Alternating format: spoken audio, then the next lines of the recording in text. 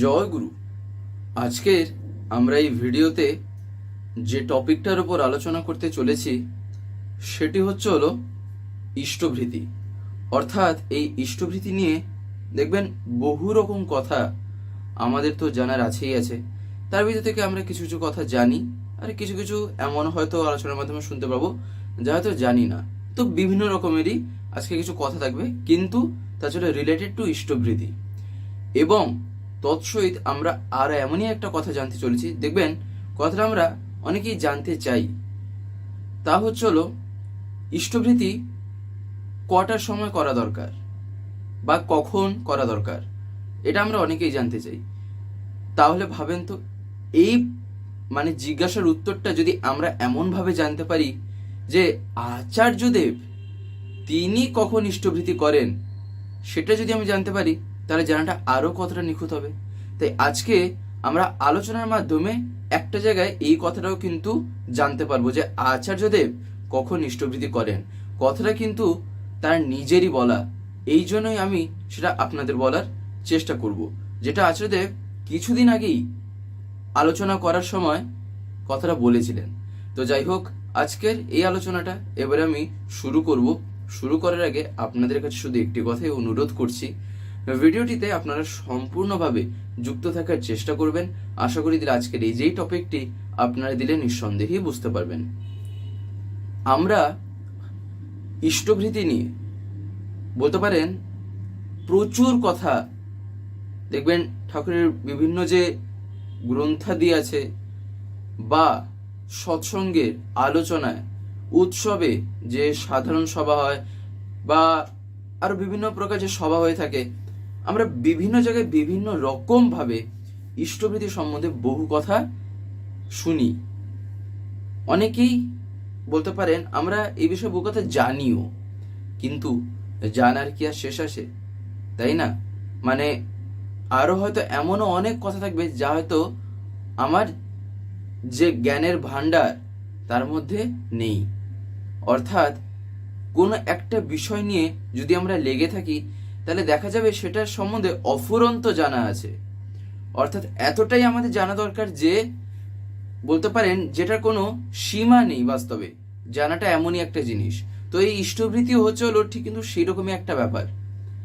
ইষ্টভৃতি এমনই একটা বিষয় বা একটা জিনিস যা প্রথমত হলো তো চরিত্রগত করার একটা ব্যাপার, বা বলতে পারেন চরিত্রগত মিন্স এখানে যেটা আমরা বুঝবো তা হলো একটা অভ্যাস করার ব্যাপার, যেটা প্রতিদিন আমাদের দৈনন্দিন জীবনের দিনের শুরুতে আমরা যে করে থাকি।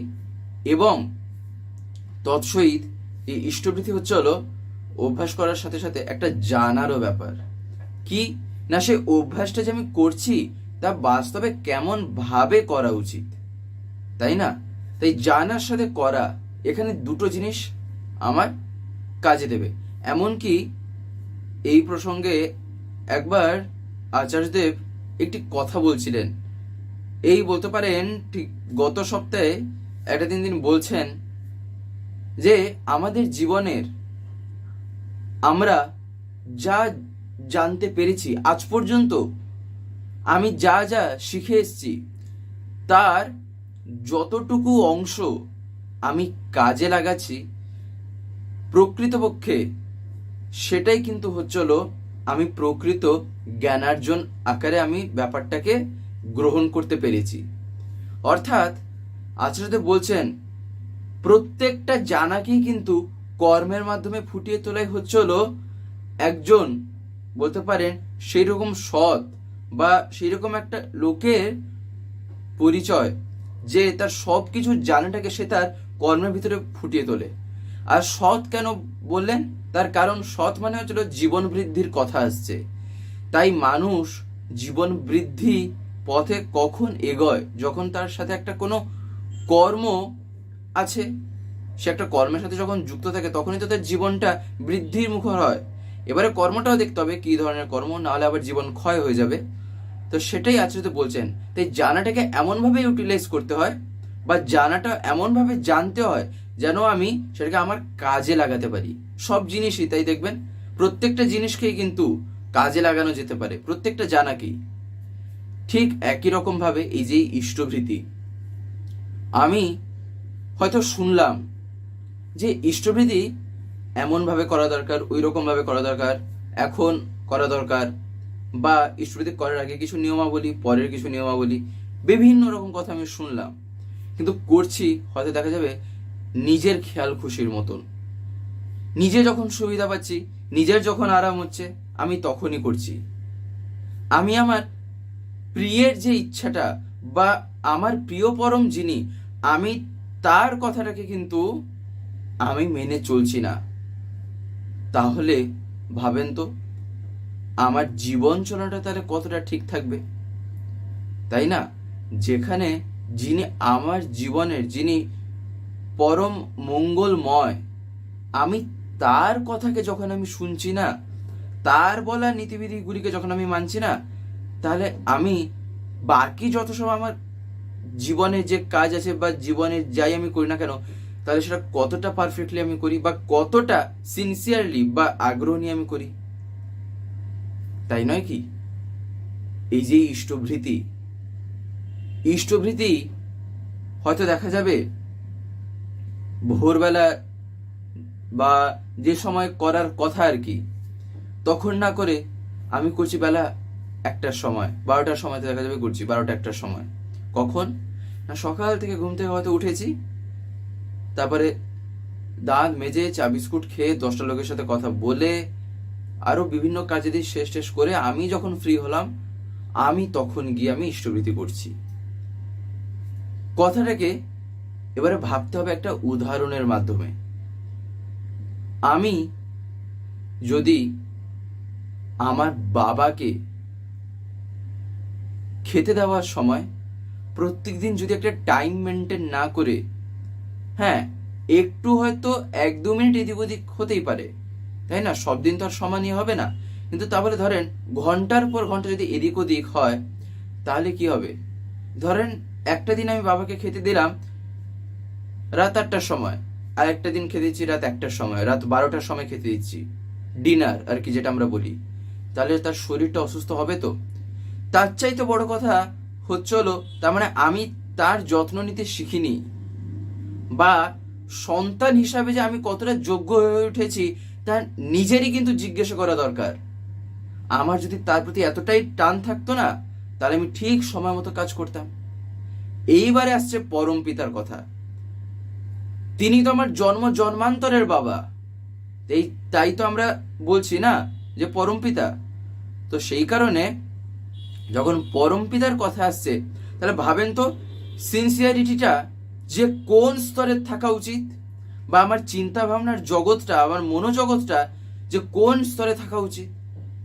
এই যেমন ইষ্টভৃতি করা নিয়েই যদি আমরা ধরি, তাহলে আমার ভাবটা কতটাই থাকলে যে আমি তার বলা কথা অনুসারে যে আমি তখনই নিবেদন করব যখন তিনি বলেছেন, তাহলে ভাবটা কোন পর্যায়ে গেলে সেই রকম হয় সেটা জানা দরকার, সেটা বোঝা দরকার, তাই না? এই যে ইষ্টভৃতি, এই ইষ্টভৃতি কিন্তু এমনই এক জিনিস, শ্রী শ্রী ঠাকুর বলছেন এইবারে পরমপিতা এমনই জিনিস দিয়েছেন, তার ভিতরে আমরা যে একটা কথা বলি না পঞ্চমহাযজ্ঞ, তার ভিতরে একটা হচ্ছিল ইষ্টভৃতি। সে মহাযজ্ঞের ভিতরে এক এমনই জিনিস যা দৈনন্দিন জীবনে প্রত্যেক দিন আর কি, আমার জীবনের দিনের শুরুতে আমি আমার পরম পিতাকে, তাও আবার কি তিনি দয়া করে বিধানটা দিলেন বলে আমি তাকে কিছু না কিছু মাধ্যমে আমি তার সেবায় আমি যুক্ত হচ্ছি। তাহলে এর চাইতে আর জীবনে সবচাইতে বড় পাওনার কি, তাই না?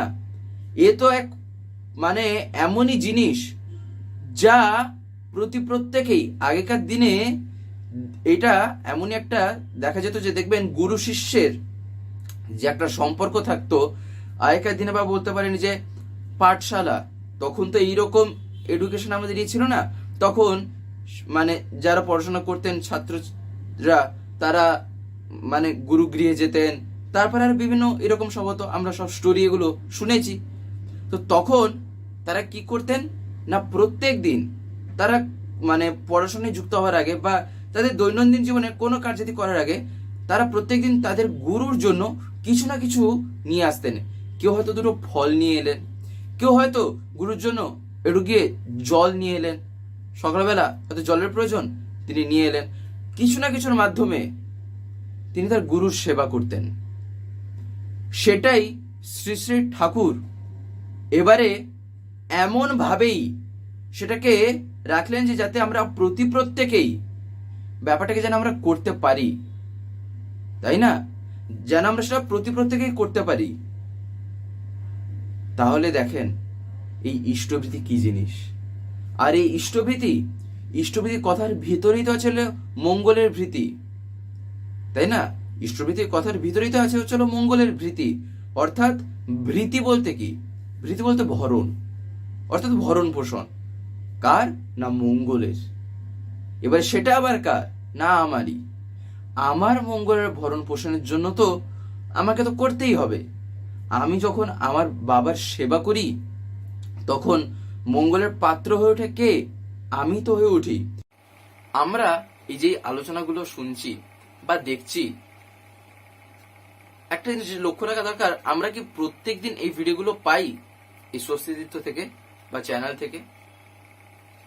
দেখবেন আপনারা হয়তো অনেকে এমন আছেন যারা ইউটিউব খোলার পরে এরকম স্ক্রল করেন, দিলে আপনারা দেখতে পান।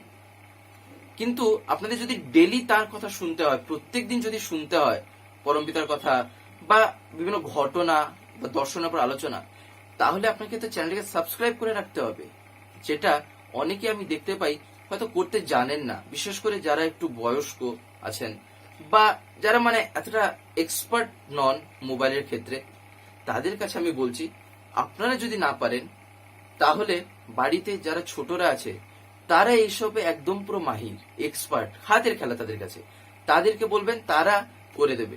বলবেন সাবস্ক্রাইব করে পাশের যে একটা বেল আইকন আসবে ওটা প্রেস করে অল করে রাখতে। দিলে কি হবে, আমি যে ভিডিওগুলো আপলোড করব, আপলোড করা মাত্রই আপনাদের মোবাইলে নোটিফিকেশন চলে যাবে। নেট যদি অন থাকে তাহলে নোটিফিকেশন চলে যাবে যে ভিডিও আপলোড হয়ে গেছে। তখন আপনারা সেখানেই ডাইরেক্ট প্রেস করে ইউটিউবে ঢুকে দেখতে পারবেন। তখন আপনাদের ইউটিউব খুলে আর খুঁজতে হবে না, তাই না? তাই আপনারা যাতে প্রতিদিন শুনতে পান, তাই আপনারা এটা অতি অবশ্যই করে রাখবেন। আর একটা যেটা কথা, সেটা কি না, সেটা হচ্ছে হলো এই ইষ্টভৃতি এমনই একটা জিনিস যেটা কি না বলতে পারেন আমাদের জীবনে এমন ভাবেই এটার একটা এফেক্ট পড়ে যে, দেখবেন ঠাকুরের একটা বাণী আছে যে জীবন যদি যাই রে তোর ইষ্টভৃতি ছাড়িস না। মানেটা কি?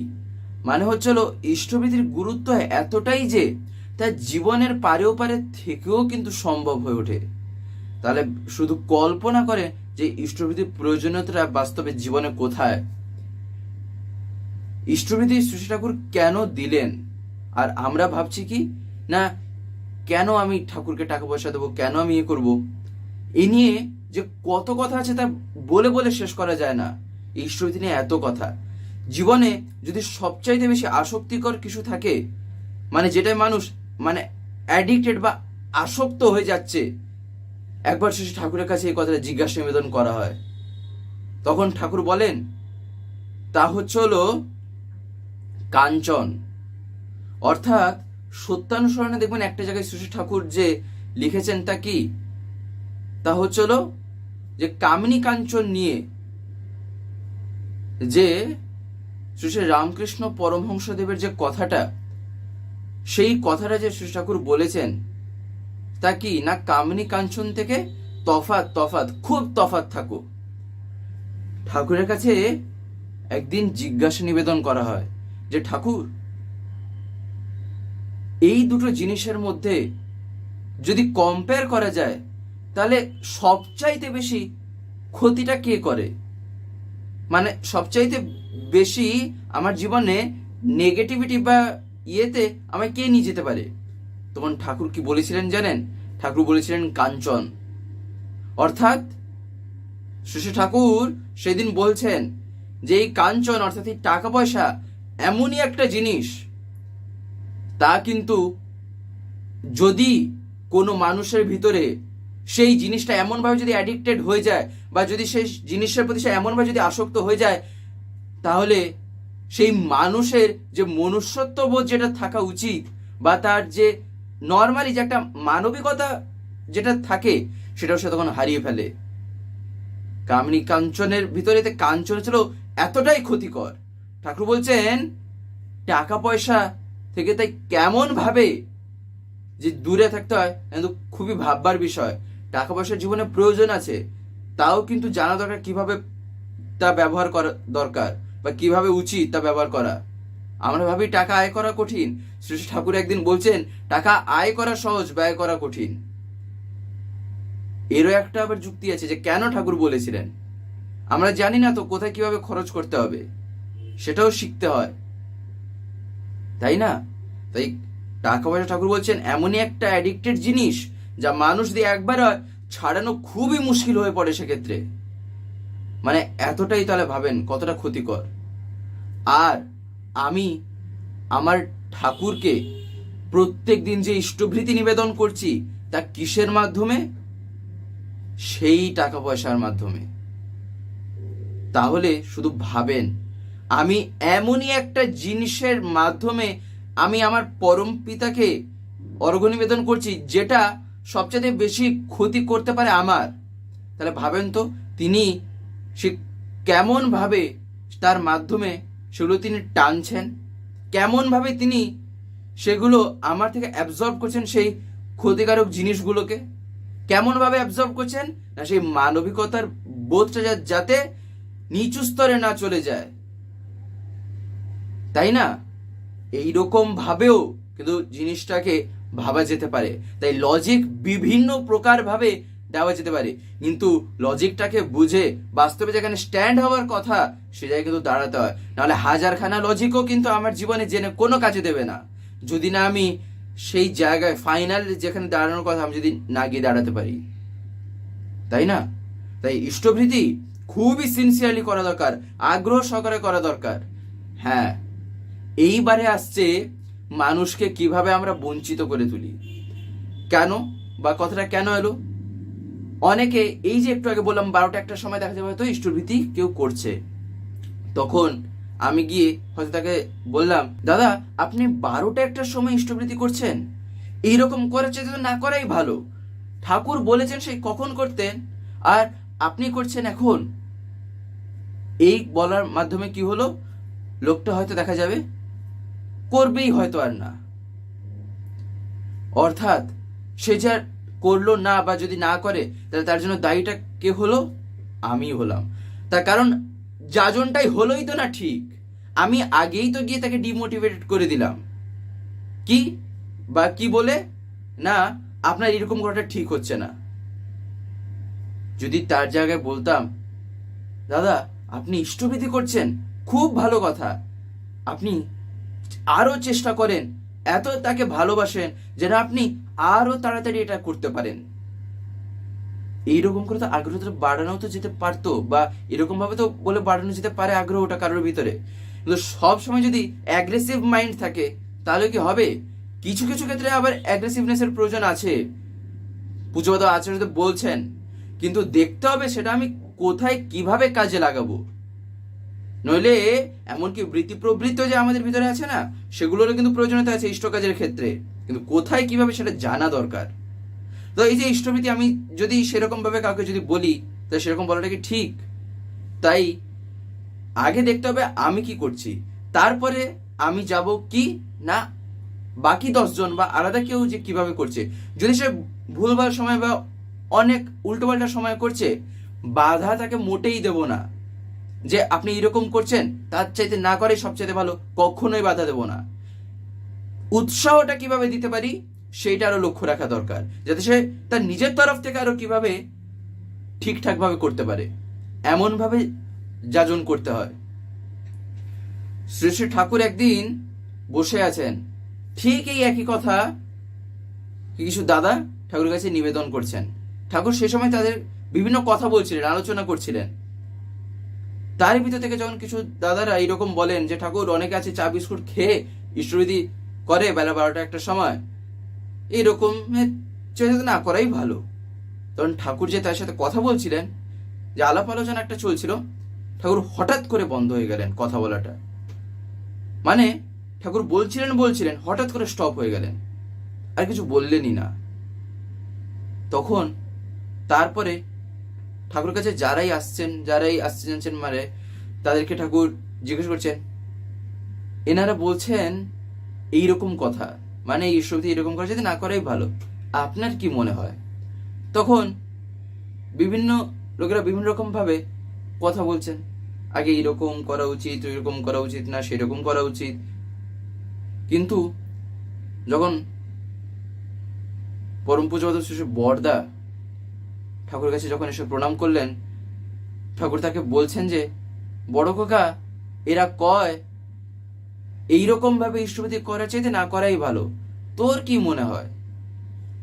তখন শ্রী শ্রী বরদা বলছেন যে, বাবা, আমার মনে হয় যে একেবারে না করার থেকে বরঞ্চ এটা করাই ভালো। তখন সামনে যারা বলছিলেন মানে এইরকম সব কথা, তারা শুনেই আশ্চর্য হয়ে গেছেন।